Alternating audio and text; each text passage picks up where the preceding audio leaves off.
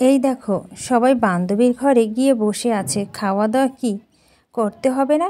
নিহাত, মেহুল আর শান্তা হাসলো।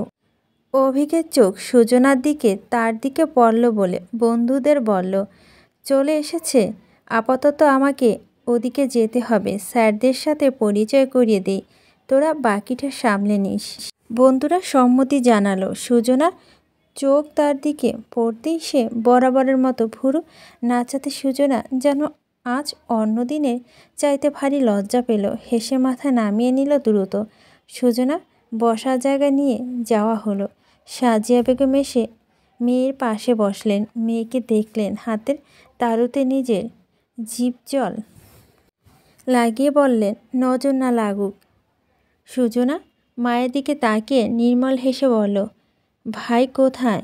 তখন একটুখানি দেখলাম আছে আশেপাশে, বন্ধু পেয়ে গেছে অনেক। আনিকা এসে কানে কানে বলল, গয়না গাটিগুলো আলমারিতে রেখেছ তো? সুজনা বলল, ওগুলো উনি রেখেছেন, চাবিও ওনার কাছে। তাহলে ঠিক আছে, ছোটমা বলছিল তাই।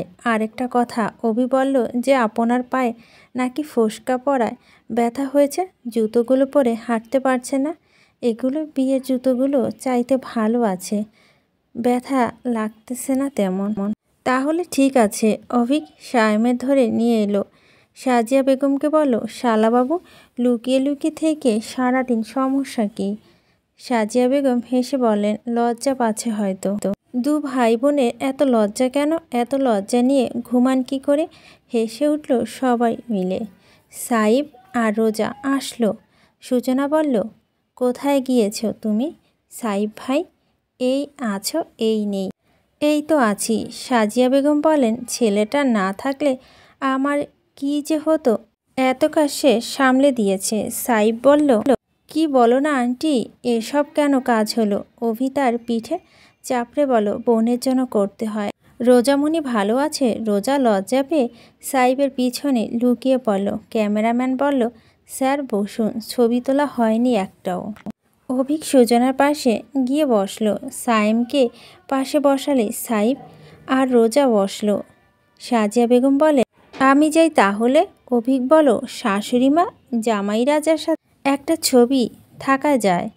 উনি হাসলেন। তারপর ছবি তোলা হলো। সুজনা বন্ধুরা সবাই এসে বলল, আরে সাইব তুমি এখানে? স্যার আপনিও? আপনাকে খুঁজেছিলাম। অভিক বলল, কি খবর আপনাদের? আগে স্যারের সাথে দেখা করা উচিত ছিল না? আপনাকে দেখতেই পেলাম না তাই। বসো বসো সবাই। সাজিয়া বেগম নেমে গেলেন। সবাই হুড়োহুড়ি করে বসলো। সুজনার পাশে সোফায় রোজা, শান্তা, মেহুল আর নিহাত বসলো। ছবি তোলা হলো সবাই। সবশেষে অনাদি এলো আরও কয়েকটা বাচ্চা নিয়ে। সুজনার কাছে এসে সুজনাকে দেখে ওদের বলল, এটা বউ। সুজন বউ, অভির বউ। অভি আর সুজনা হাসলো তার কথায়। সুজনা বলল, এরা কারা সোনামণি? অনা অভিকের কোলে উঠে বসে বলল, আমার বন্ধু আবি। বন্ধু? সুজনা সবাইকে তার পাশে বসালো। আবিদ বলল, বন্ধু সুজনা, শূন্য চকলেট আছে, গিফট, বউ গিফট। ও মা তাই?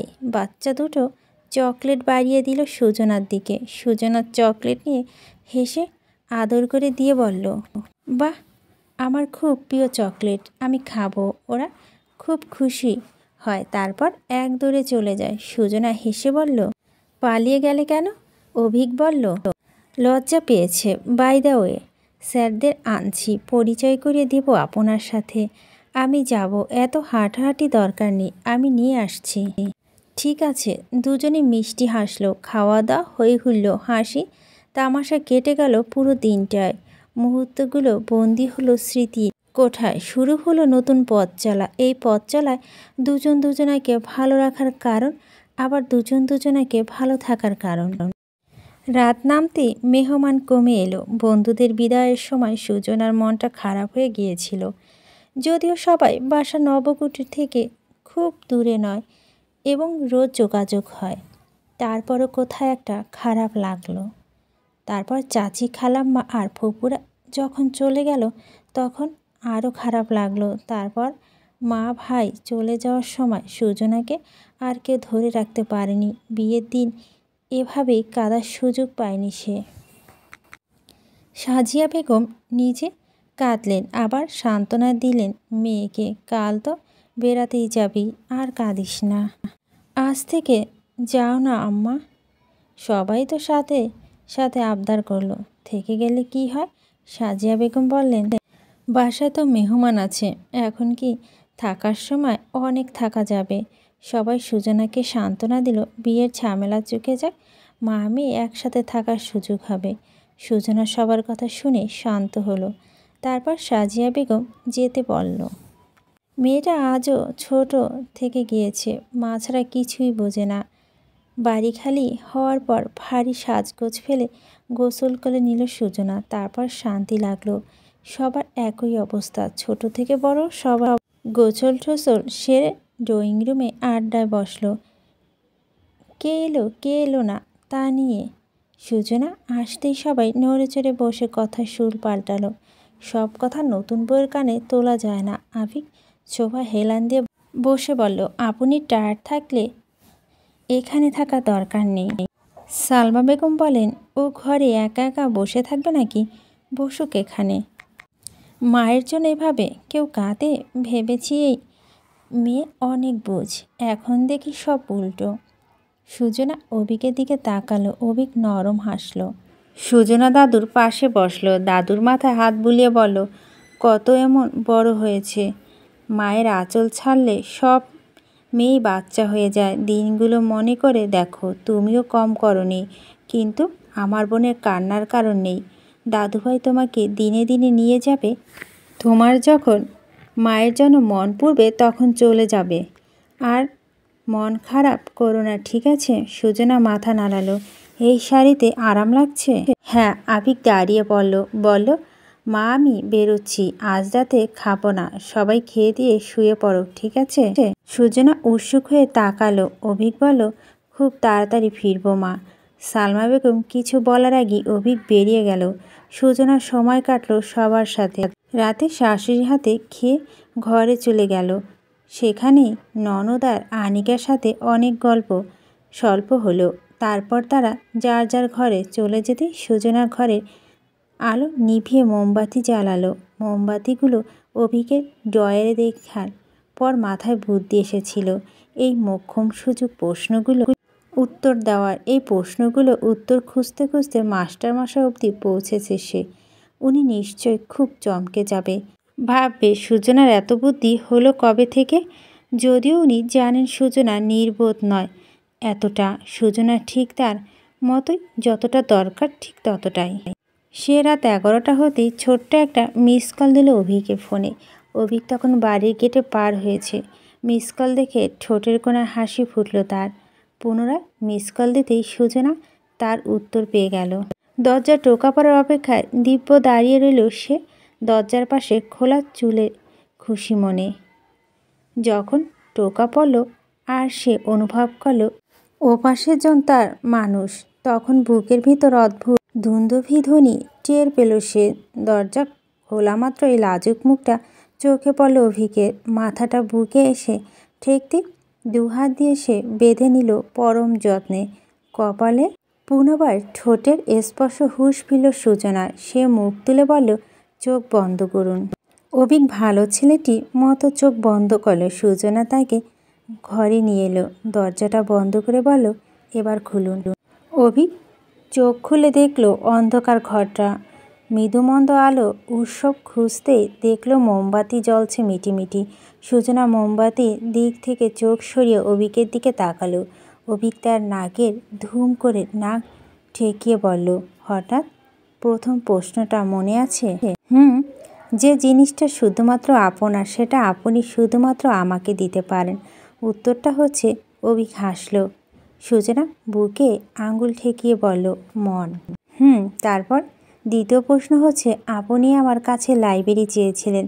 1000 বই দিয়ে সাজানো লাইব্রেরি দেওয়ার সামর্থ্য আমার নেই, কিন্তু আমার সেই লাইব্রেরি দেওয়ার সামর্থ্য আছে যেটা আপনি চেয়েছিলেন। একটা ভালো বন্ধু হয়ে একটা লাইব্রেরির সমান। আপনি আমার বন্ধুত্ব চেয়েছিলেন। উত্তরটা ঠিক আছে জিনিয়াস বউ আমার। সূচনা হাসলো। অভিক তার চুল গুজে দিল কানের পিছনে। বলো এবার তৃতীয় প্রশ্নের উত্তর। এই ঘরে কি কি দেখতে পাচ্ছেন আপনি? আমি? আপনি মোমবাতির আলো, আবছা আবছা আসবাবপত্র, ইত্যাদি ইত্যাদি। আপনি স্বপ্নে দেখছেন একটা অন্ধকার ঘর, একটা আমি, অন্যটা আপনি, আর কিছু ছায়ারা নৃত্য করছে। একদম তাই। সুজনা হেসে ঘরটা দেখে বলো, এই সেই অন্ধকার ঘর, একটা আমি আর একটা আপনি, আর ওই যে ছায়ারা নৃত্য করছে। অভিক দেখলো মোমবাতি ছায়াগুলো নিত্যতর অবস্থায় আছে। সুজনা বলো, এটা আপনার স্বপ্নের ব্যাখ্যা। আপনার স্বপ্ন আপনার মতোই সুন্দর। অভিক জড়িয়ে ধরল তাকে আষ্টে পিষ্টে। ভেজা চুলে মুখ গুজে বলল, কি ভেবেছেন এটা ঘুমিয়ে দেখেছি? তো অভিক হেসে উঠল। বলো, এটা জেগে জেগে দেখেছি ম্যাডাম। সুজনা অবাক চোখে বুক থেকে মুখ লুকিয়ে তাকালো। কি দুষ্টু লোক, আমাকে শুধু শুধু নাচালো উত্তর খোঁজার জন্য। ইয়েস। সুজনা তার মাথাটা ধূপধাপ ঠেকালো অভিকের বুকে। অভিক হাসতে হাসতে বলল, আপনাকে আমার পুরোজনেটা বোঝাতে তো অবস্থা খারাপ আমার। আমি চেয়েছিলাম আপনি নিজে নিজে বুঝতে পারেন। সুজনা আবারও মুখ গুজল। বলল, দুষ্ট লোক। অভিক কপালের পাশে ঠোঁট ছুঁয়ে বলল, আমার সারপ্রাইজটা দিতে দিন। সুজনা মুখ তুলে বলল, কি? অভিক তাকে পাঁচ করে তুলে সুজনা বলল, এসব কি? যখন তখন ওই ড্রয়িং রুমে নেওয়া উচিত ছিল। হ্যাঁ কচু। অভিক হাসল। সুজনাকে বিছানায় বসিয়ে বলল, বসুন আনছি। লাইট দিন। অভিক ডিম লাইট জ্বালিয়ে দিল।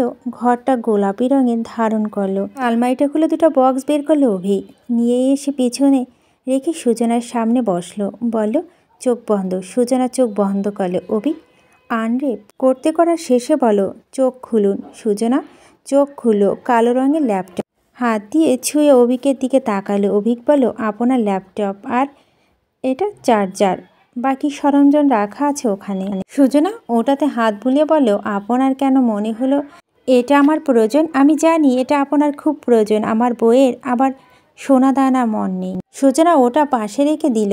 অভিকের নিকট এসে জড়িয়ে ধরল চুপচাপ। অভিকও চেপে জড়িয়ে ধরে বলল, আমি আপনাকে পড়তে পারি ম্যাডাম।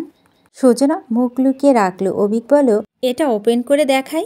সুজনা মাথা দুলালো। অভিক বুকের নিচে বালিশ রেখে উপুর হয়ে শুয়ে ল্যাপটপটা ওপেন করলো। সুজনা অভিকের পাশে উপুর হয়ে শুয়ে ল্যাপটপে চোখ রাখলো। শুরুতে তাদের বিয়ের ছবি দেখা গেল ডিসপ্লেতে। অভিক বলল, এরা কারা?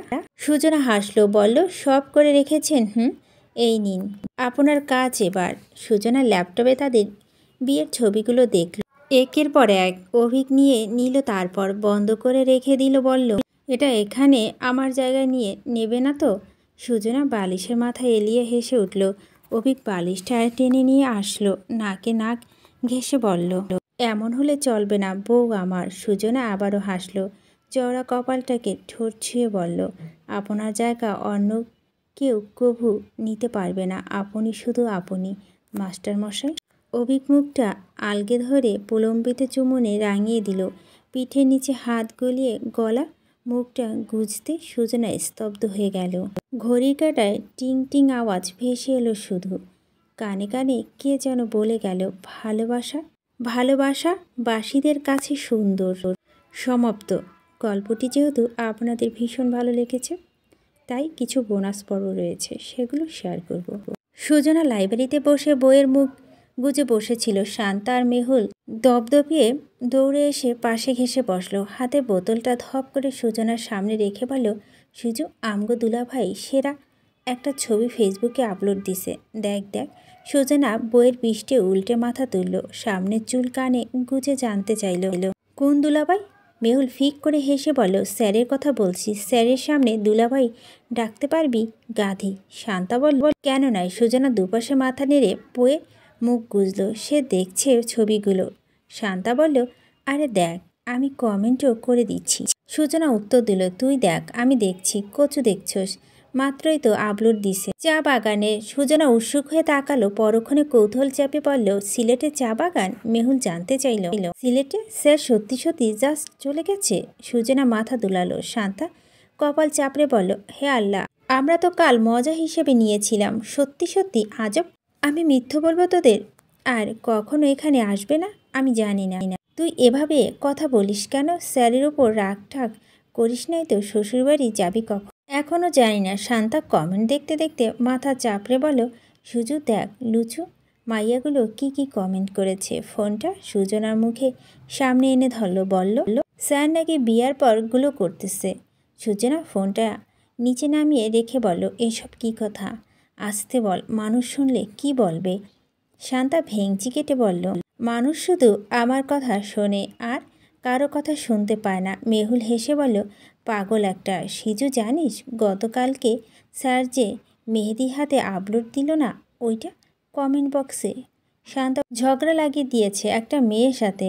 ওখানে আহিরার নিখিল গিয়ে আরও জোরে ঝগড়া বাঁধিয়ে দিল মেয়েটার সাথে। মেয়েটা সম্ভবত অ্যাকাউন্টিং ডিপার্টমেন্টের হবে। হায় আল্লাহ, যদি শান্তা আইডি চিনতে পারে তবে কি হবে? আমি সেটাই ভাবছি। শান্তা মুখ বেঁকিয়ে বলো, হারামি কি বলে জানিস? বলে আমাকে নাকি দেখে নিবে। আমি বললাম তোর 14 গোষ্ঠী সহ সাথে নিয়ে আসিস আমার দেখার জন্য। সূচনা কপাল হাত দিল। মেহুল আস্তে আস্তে বলল, স্যার একটু হলেও তোর সব নোটিশ করবে।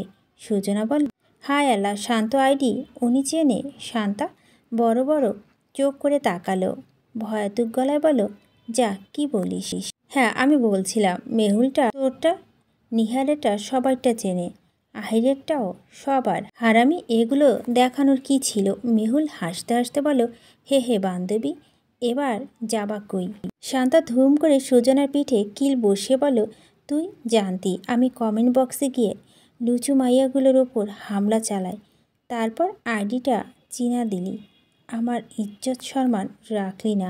সূচনা হেসে কিছু বলতে যাবে, তার আগেই বাকিরা এসে পড়ল। আহিল এক লাফে এসে মেহুলের পাশে বসলো, বলল, আবার কার ইজ্জত সম্মান খোয়া গেছে? মেহুল বলল, শান্তার। হায়, তার ইজ্জত সম্মান ঝরে ঝরে পড়তেছে যে খোয়া যাইব। শান্তা ধমক দিয়ে বলল, ফালতু কথা বলবি না আহিরের বাচ্চা। আমাদের কথা তুই নাক গলাচ্ছিস কেন? নিখিল বলো, আচ্ছা থাম। সুজনা বলো, কথায় কথায় ঝরগা লাগিয়ে দিস, তোরা যেন মনে হয় কত জন্মের শত্রু। আহিল বল, এরে হঠা এখান থেকে। নাম শুধু শান্ত, কিন্তু আস্তে মানুষটা অশান্তি। শান্তা ফুঁসতে ফুঁসতে চটাস করে চর বসালো আহিলের মাথায়, বলল, আমার নাম নিয়ে বিদ্রুপ করবি না আহিরের বাচ্চা। আহির চরটা ফিরিয়ে দিয়ে ঠোঁট কামড়ে চোখ লাল করে বলল, আমারে আমার বাপ আর বাচ্চা বানানো বন্ধ কর। আহিরের বাচ্চা মা এখনো দুনিয়া আসেনি, আর তুই সারাক্ষণ আহিরের বাচ্চা আহিরের বাচ্চা আহিরের বাচ্চা করস কিল্লা। যা ভাগ। শান্তা মাথা হাত দিয়ে বলল, আমি তোরে এত জোরে মারছি বেয়াদব, জীবনে আমার সাথে কথা বলবি না আর। এই আমি যাচ্ছি, তোর থাক। যা ফুট। শান্তার হাত ধরে আটকে ফেলল সূচনা। কি করছিস কি? এখন কোথায় যাচ্ছিস? বস। আহিল এভাবে মারলি কেন? আহিল বলল, আরে আমারে আগে মারল না? নিখিল আহিরের পিঠে ধুম করে ঘুষি বসিয়ে বলল, অশান্তি, শান্ত হ এইবার তুইও। নিখিল কান টেনে ধরে বলল, সরি আপা, ভুল হয়ে গেছে, ক্ষমা করিয়ে দেন, আর করবো না, তবা তবা। শান্তা ব্যাগ কোলে রেখে শান্ত হয়ে বসে আহিলের দিকে তীর্যক চোখে তাকালো। আহিল শেষ বাজাতে বাজাতে চোখ উল্টে তাকালো। শান্ত বলল, এই দেখ ও কেমন করছে। সবাই একসাথে আহিলের ওপর চটে ওঠার আগেই জাহিন এলো, বলল, আরে তোরা এখানে? আমি সবাইকে খুঁজতে খুঁজতে। নিখিল কথা কেড়ে নিয়ে বলল, আহারে কবি, তুই নাকি ফার্স্ট ইয়ারের একটা সেমরির লইগা কবিতা টবিতা লিখা উল্টাই ফেলছ। সবাই হেসে উঠল। জাহিন সরল মুখে সুজনার পাশে গিয়ে বসল, বলল, সারাক্ষণ শুধু পচানোর তালে থাকিস। মেহুল বলল, কী রে বুদ্ধ, সত্যি নাকি? আর না, নতুন ক্যাম্পাসে এসেছে তাই কিছু ইনফরমেশন জানতে চাইছিল। এরা কথা বলতে দেখেই তাই কাল থেকে শুরু করে দিয়েছে। সুজনা হাসতে হাসতে বলল, বেচারাকে ছাড় এবার। নিখিল জানিয়ে চুল এলোমেলো করে দিয়ে বলল, আরে না সুজু, মাইয়ারা লগে হেব্বি বানাইছে। আচ্ছা যাক, বাদ দিলাম। এখন ক, হানিমুন কবে যাইতেছ? সুজনা জিরিয়ে তাকালো, বলল, হানিমুন? পাগল তোরা? আরে বিয়া হইছে, হানিমুনে যাবি না? কি কস? আমগো স্যারের আনরোমান্টিক মনে হয় নাই। যাব, ওসব কথা রাখ। ঠিক আছে, জানাইস, টিকিট কাইটে দিমু। সুজনা হেসে উঠে বলল, কচু শোন না, গুড নিউজটা শুনেছিস? কি আবার? মেহুলের কাছ থেকে শোন। সবাই চোখ তখন মেহুলের দিকে। সে লাজুক মুখে বলল, আরে আমি কি বলবো? শান্তা বলল, ঠং, বিয়ার কথা বলতে লজ্জা পাইতেছে। আহির বলল, লজ্জা পাইব না, তোর মতো বেশরম নাকি? শান্তা ফুঁসে উঠতেই নিখিল থামিয়ে বলল, এই থাম থাম, সাইব ভাইয়ের চাকরি হয়েছে নাকি? মেহুল সুজনার দিকে তাকালো। সুজনা মাথা দুলালো। সবাই একসাথে হৈ হৈ করে উঠল। মেহুল কান চাপা দিয়ে বলল, বেয়াদবগুলো বলছিলি আল্লাহ। সুজনা বলল, কি হচ্ছেটা কি? এজন্যই তোদের বলতে চাচ্ছিলাম না, পাগল। আরে রাগ, তোগো বিয়ে তো, আর আমাদের সিরিয়াল তত কাছে আসবে, খুশি হব না? সবাই একসাথে হাসলো। জাইন বলল, বিয়ের ডেট কি হয়েছে? আঙ্কেল কিছু বলে নাই সাইব ভাইয়ের ব্যাপারে। সুজনা বলল, কি বলবে? সাইব ভাই কোন দিকে খারাপ? শহরে নিজের বাড়ি আছে, সরকারি চাকরি, আর কি চাই?